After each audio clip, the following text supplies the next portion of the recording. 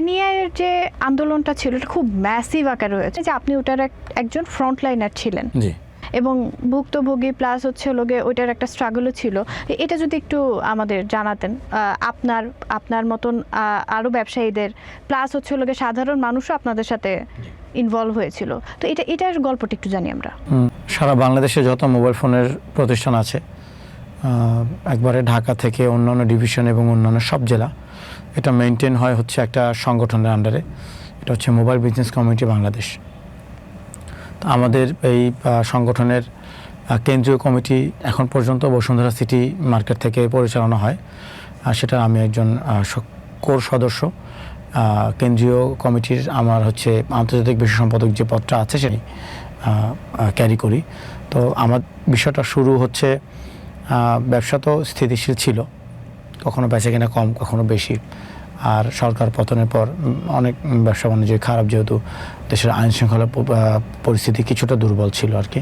তো এর ভেতরেই হঠাৎ করে একদম মানে পরিকল্পনা করেই তারা আমাদের বিপদে ফেলার জন্যই বিটিআরসি অ্যানাউন্স করে অক্টোবর মাসে 29 তারিখে তাদের প্রেস রিলিজে লেখা থাকে এনইআরটা চালু হবে, আর যাদের প্রোডাক্ট আছে এখন স্টকে সেই আইএমআই নাম্বারগুলো যেন তাদেরকে দেওয়া হয়, তারা হয়তো বা এগুলো ওই যে তাদের ডেটাবেজে তুলে দিবে।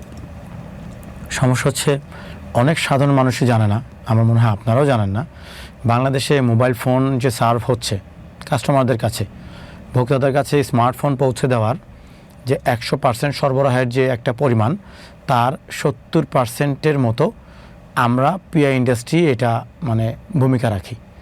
আর যারা 30% ভূমিকা রাখে তাদের সাথে আলাপ করে তাদের সিদ্ধান্ত নিয়ে তাদের পরিকল্পনায় বাস্তবায়ন হয়ে গেছে, যেখানে 70% যারা সংখ্যাগরিষ্ঠ তাদের সাথে কোনো আলোচনা করা হয়নি।